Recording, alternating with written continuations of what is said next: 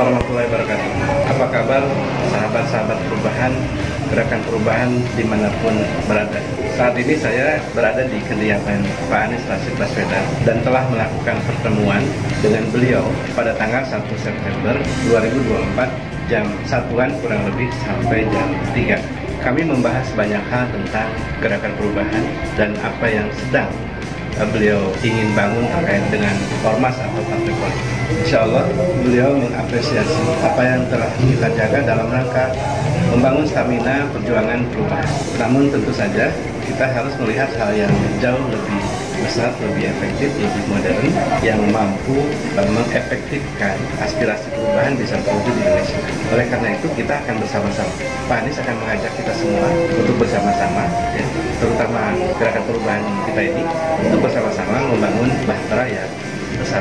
Mudah-mudahan kita wujudkan bersama-sama. Kita tunggu apa yang menjadi arahan beliau ke depannya, insya Allah. Jadi memang ini adalah sebuah realita gitu Bang. Jadi ada gerakan perubahan yang memang ingin punya kendaraan menuju terwujudnya aspirasi perubahan, dan pada saat yang sama kendaraan-kendaraan yang digunakan pada saat Pilpres kemarin itu tidak lagi dilihat menjadi kendaraannya. Jadi saya yakin ya, antara supir perubahan dalam hal ini Pak Anies dengan kendaraan perubahan itu sudah tidak perlu diperdebatkan, ditanyakan, karena kendaraan ini adalah hal yang justru diperlukan oleh supir perubahan. Jadi kan satu sisi saya menduga saja partai-partai pengusung itu tidak menghendaki Pak Anies bikin menjadi partai. Ya, gitu kan. Tidak happy lah ya. Tidak happy. Ini beberapa waktu yang lalu kan sudah ada isu mengenai partai perubahan. Saya sengaja bikin berdiri partai perubahan. Gambarnya burung hantu. Lucu. Iya. Entah siapa yang bikin, saya juga nggak ngerti ya. Tapi rupanya Bro Robi mengupdate saya beberapa hal ya soal banyak hal ya. Wah, ini juga ada perkembangan nih. Relawan Anies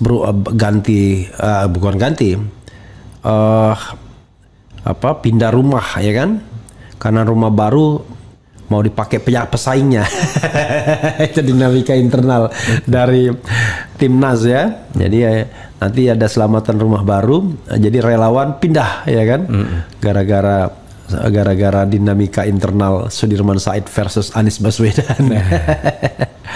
Jadi kemarin itu saya lihat Robi Nur Hadi, itu bukan Robi Sohri ya, Robi Rohli. Kemudian, nah ini kan macam-macam nih. Ada surat keputusan panitia nasional dan lain sebagainya. Kemudian ada beberapa berita. Ada juga kemudian di YouTube. Anies bikin partai, tanda tanya ini klarifikasi partai perubahan. Ya. Macam-macam lah pokoknya, banyak sekali. Dan saya akhirnya berkesempatan juga mengundang beliau ya. Dan akhirnya beliau datang, alhamdulillah ya. Oke. Coba kita lihat sebelum Bro Robi ngomong seperti ini ya, atau menyampaikan sesuatu. Saya pengen lihat tuh bagaimana rasa ingin tahunya sobat era sekalian terhadap isu partai perubahan ini. Jadi mereka mulai tertarik nih. Belum apa-apa udah 316 orang yang watching kita. Artinya mereka cukup antusias ya untuk ini ya. Belum ada komentar sudah. Saya mau baca komentar karena saya pengen gimana mereka melihat ini dulu ya sebelum Bro Robi ngomong. Tenang, siap. Di RH Channel ini Anda bisa ngomong berapa jam, berapa jam nggak ada masalah, tidak ada durasi ya. Oke. Bikin partai tanpa modal ratusan miliar sampai dengan triliun untuk kumpul-kumpul aja atau untuk masuk parlemen dan pilkada. Dia bilang cuman omon-omon doang ya kan untuk kumpul-kumpul atau mau masuk parlemen dan Cianjur hadir. Padang siap ramaikan partai perubahan selama Anies ketumnya. Wah, pakai ini dia selama syarat. Anies ketumnya ya. Pakai syarat. Ya, Tegal siap gabung, Ngalap nabut nyimak ya kan. Ngalam sebenarnya ya. Ngalam Nabut itu, Ngalam itu Malang maksudnya ya. Oke. Tuban. Oh iya, Nabut itu Tuban. Tapi dia salah, Palang. Nah, jadinya Palang dia. Kalau Malang maksudnya Ngalam. Kalau Pak Anies buat partai ya. Salam perubahan, assalamualaikum. Semoga komitmen di perubahan. Jadi mereka kelihatan antusias sekali. Semoga komitmen di perubahan. Kalau Pak Anies buat partai, nanti partai lama pasti tumbang. Oke. Bro Robi, saya tidak tahu Anda mau mulai dari mana, tapi Anda harus bercerita kronologis. Ini partai sudah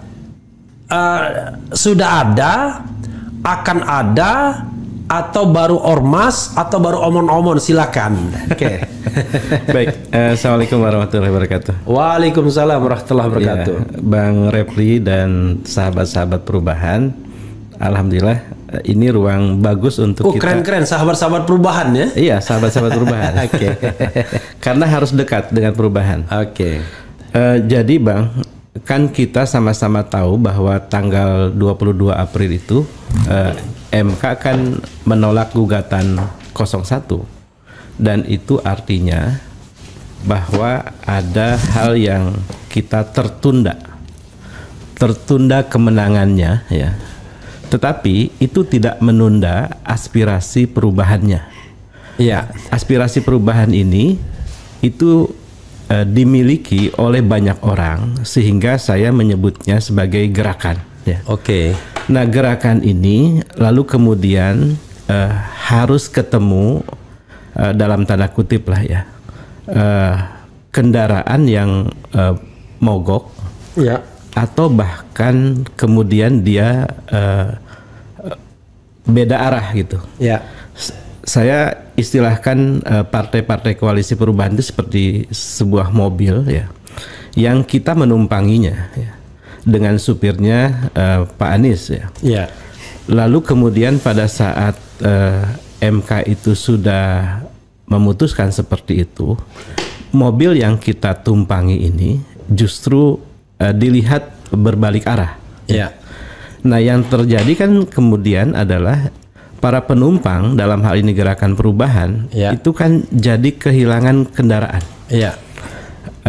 Tentu Pak Anies sebagai lokomotif perubahan tetap ada meskipun kita sedang melihat seperti apa Pak Anies ke depannya. Nah, situasi inilah yang sebenarnya membuat kenapa pada tanggal 27 April itu para relawan 27 April ya. 27 April. 2 hari setelah ditetapkannya Prabowo Gibran. Iya, betul. Dan sorry 3 hari deh, Prabowo Gibran 24 ya. Jadi kemudian berbagai wadah yang menjadi pilihan para relawan itu justru agak tumpleknya di partai dan ormas dan lain sebagainya. Iya. Kan saya baca pollingnya Bang Repli itu kan kurang lebih 83% relawan itu menghendaki adanya partai. Iya. Dan itulah yang terjadi. Coba nanti Jido dicek lagi, kemudian ditunjukkan itunya ya, yang polling. Polling ya. Oke. Jadi memang ini adalah sebuah realita gitu Bang. Jadi ada gerakan perubahan yang memang ingin punya kendaraan menuju terwujudnya aspirasi perubahan, dan pada saat yang sama kendaraan-kendaraan yang digunakan pada saat Pilpres kemarin itu tidak lagi dilihat menjadi kendaraannya. Oke. Nah, inilah yang kemudian menggelinding sampai hari ini ya, dan kemudian membesar ya.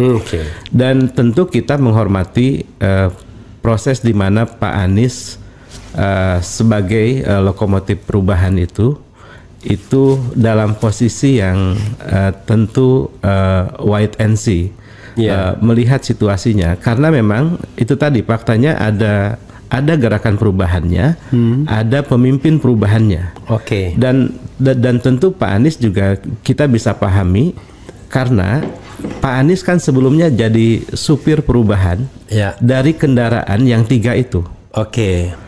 Dia jadi supir dari kendaraan orang lain lah. Dari kendaraan orang lain. Ya. Sementara kita yang menghendaki itu tetap menginginkan aspirasi ini sampai dengan kendaraan yang katakanlah kendaraan sendiri. Kendaraan sendiri. Itu. Jadi saya yakin ya, antara supir perubahan dalam hal ini Pak Anies dengan kendaraan perubahan itu sudah tidak perlu diperdebatkan, ditanyakan, karena kendaraan ini adalah hal yang justru diperlukan oleh supir perubahan.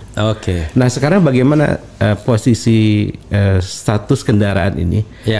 Kendaraan ini sudah diinisiasi, sedang dirakit, sampai kemudian dia jadi kendaraan, maka supir perubahan itu tinggal mengendarainya. I see. Oke. Dan sudah pada tahap intinya kita mau bilang antara driver atau sopirnya sama perakit itu memang dipisahkan sesuai dengan division of labor, ya kan? Pembagian kerja. Pembagian kerja. Ya, tapi tidak terpisahkan dari segi fungsi. Fungsinya sama. Membuat mobilnya dan menjadi supirnya. Supir perubahan itu. Nah, proses perakitan itu sudah pada itu yang calon drivernya itu kasih ini nggak, kasih pengarahan nggak waktu perakitan itu?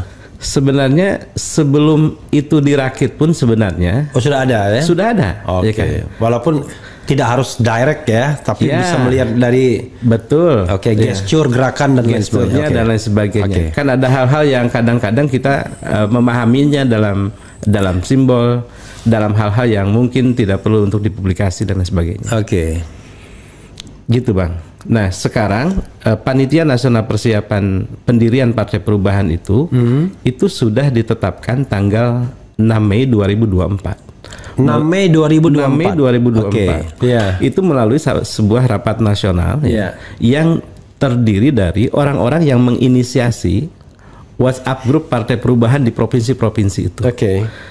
Mereka berkumpul dalam sebuah rapat online, ditambah dengan para tim perumus 27 April, dan kemudian menyepakati 3 hal. Satu, lanjutkan proses pendirian Partai Perubahan ini dengan mengharapkan Pak Anies sebagai ketua umum partainya. Jadi ini keputusan nih Bang. Dan akan mencalonkan Pak Anies sebagai calon presiden. Pada pemilu yang kapan kita akan lihat situasinya. Gitu. Yang kedua, partai ini karena lahir dari bawah, didirikan oleh banyak pihak yang pro perubahan, maka partai ini bersifat terbuka. Anggotanya, pendirinya, pemimpinnya dan sebagainya. Dan undang-undang partai politik memang mewajibkan itu. Artinya ini bukan partai dalam konteks mewakili satu kelompok atau satu agama, kira-kira gitu Bang. Dan yang ketiga itu Panitia Nasional didirikan 6 Mei, bayangkan, artinya sudah 20 hari. Nah apa yang terjadi kemudian? Sorry Pak, saya interrupt sedikit. Panitia Nasional itu siapa aja? Ketuanya siapa? Sekretarisnya siapa? Kalau boleh di spill, kalau istilah sekarang anak muda sekarang di spill gitu ya? Itu sudah dipublikasikan dan sudah disebarkan. Ya kan RH kan kurang gaul, makanya nggak ngerti jadi tolong disampaikan. Jadi strukturnya itu ada ketua panitia, Ingat ketua panitia ini bukan ketua umum partai. Ketua panitia. Kan ibaratnya kalau kita nikahan I know. Yang nikah kan beda dengan yang ketua panitia. Ketua panitia. Ada ketua panitia, dalam hal ini adalah saya. Lalu ada 2 wakil ketua panitia. Satu wakil ketua panitia mewakili tim perumus 27 April. Siapa? Namanya Pak Mahfud. Mahfud MD nggak ada? Bukan MD ya. Mahfud tanpa MD. Tanpa MD. Kita cuma memang suka nyebut Prof Mahfud. Orang mengiranya itu Profesor Mahfud. Rupanya banyak di Tanah Abang. Nah yang kedua itu Pak Muhammad Isnaini. Pak Muhammad Isnaini ini adalah itu dokter tata negara bukan? Bukan ya.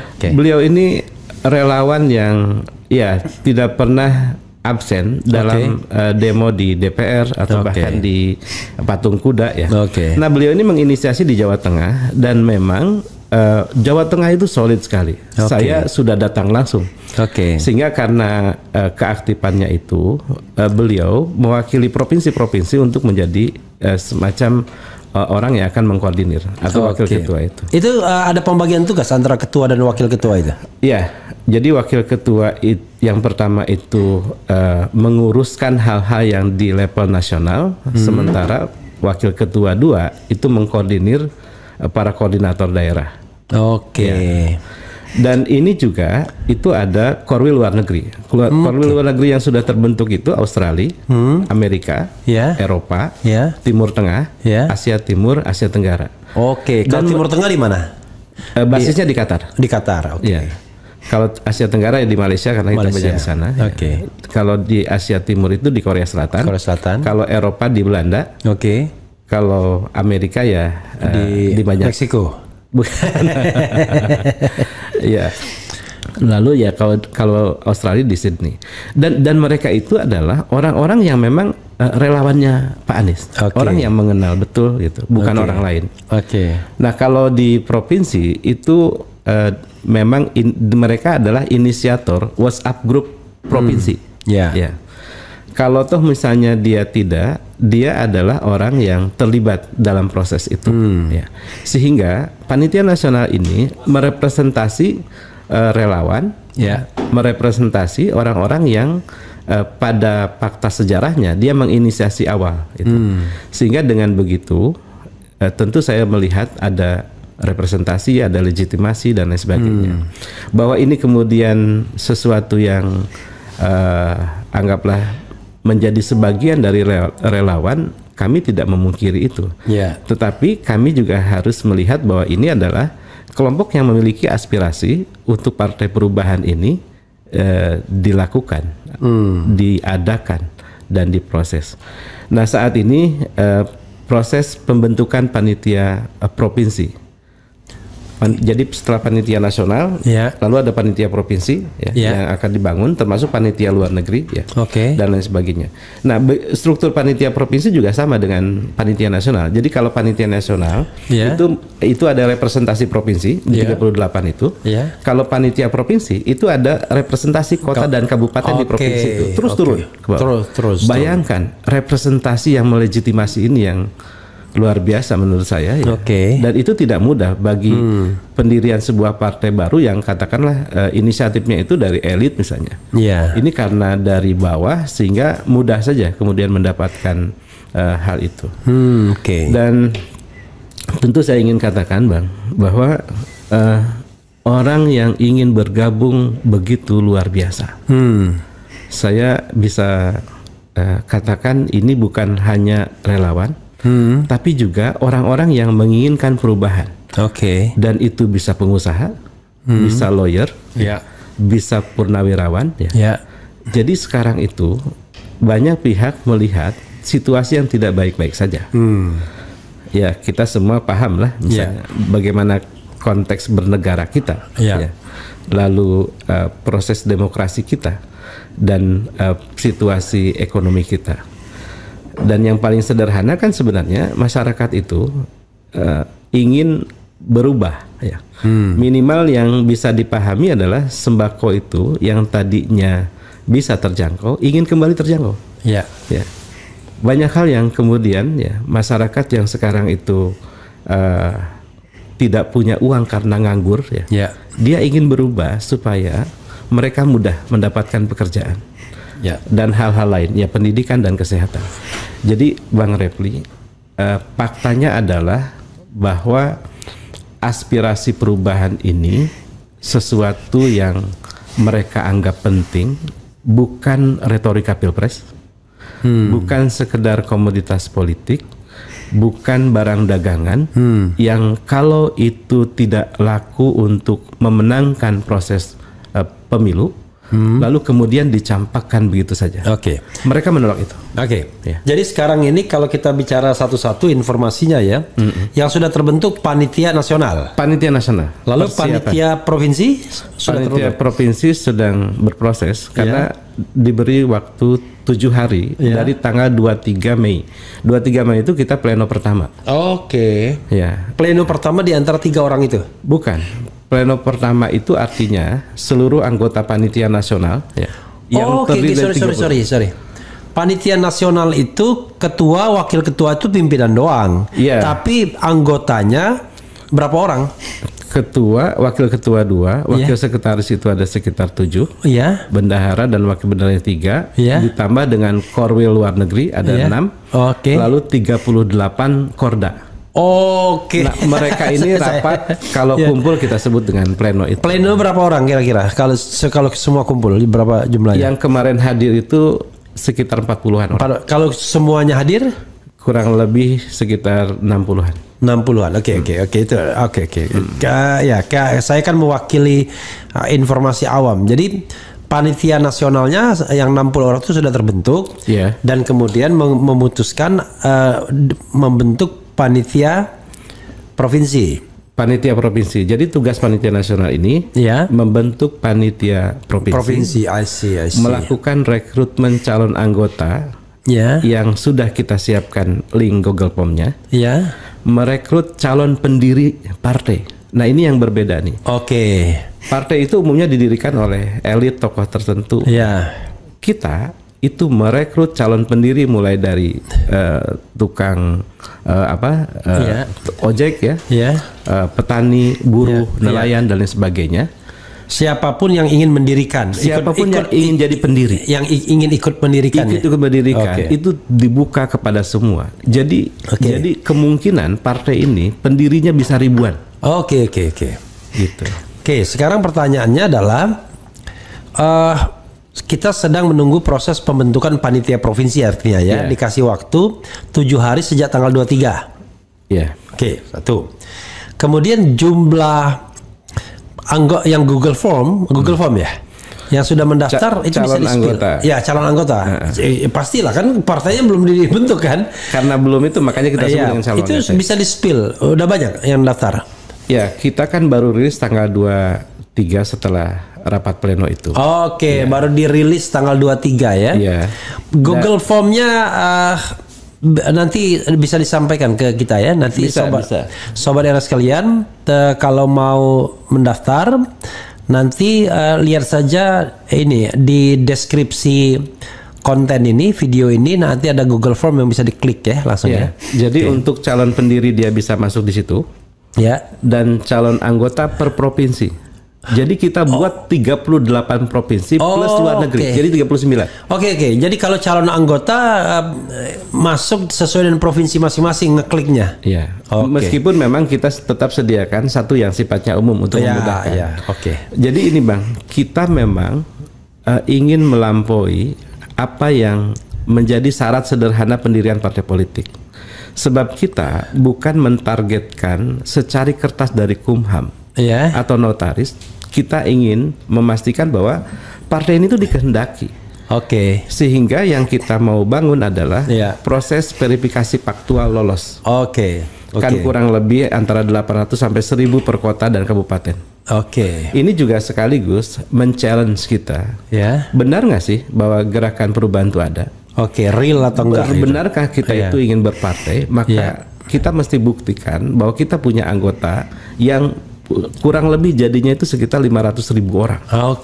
Nah, inilah yang kita maksud dengan kendaraan yang mudah-mudahan kita rakit siap sehingga supir tinggal dulu. Jadi kalau saya mau katakan kalau berdasarkan pendirian partai politik itu kan basisnya harus kepengurusan tingkat kecamatan. Betul. 50%. 50%. 75% kabupaten kota dan kabupaten se-Indonesia. 100% seprovinsi dan 100% provinsi. 100% provinsi sudah.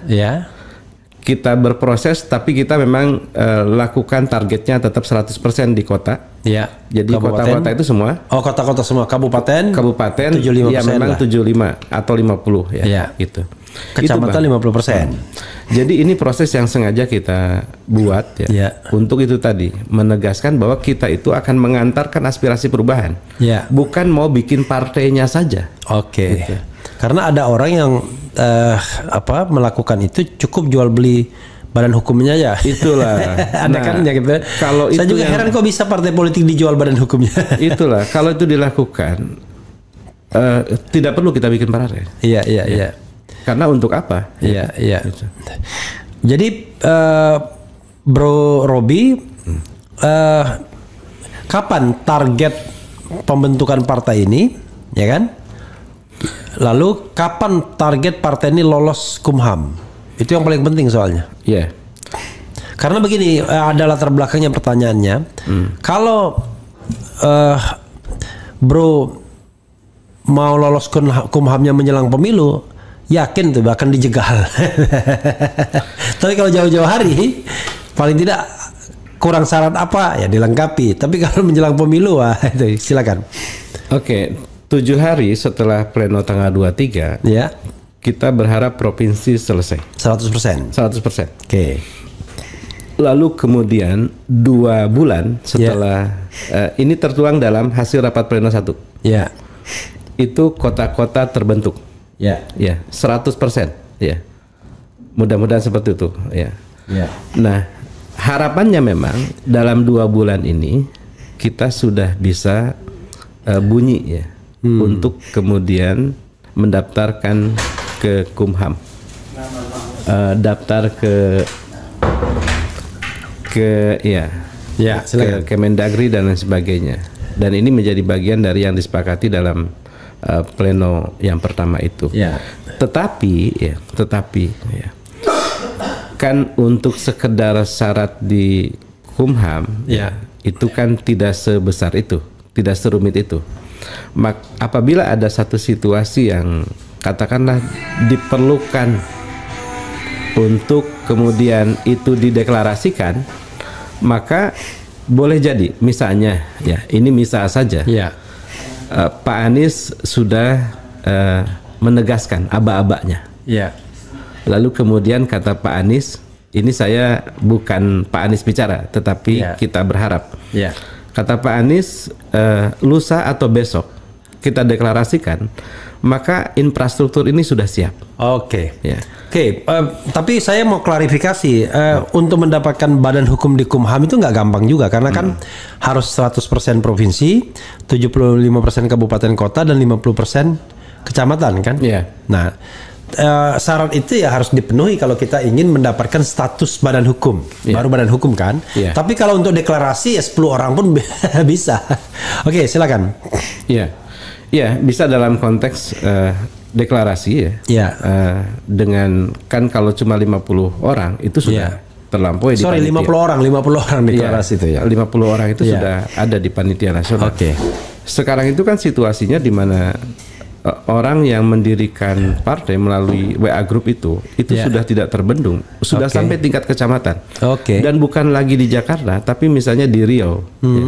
Dan itu bisa dikonfirmasi. Apalagi yang dekat dengan Jakarta ya, atau Jakarta itu sendiri gitu.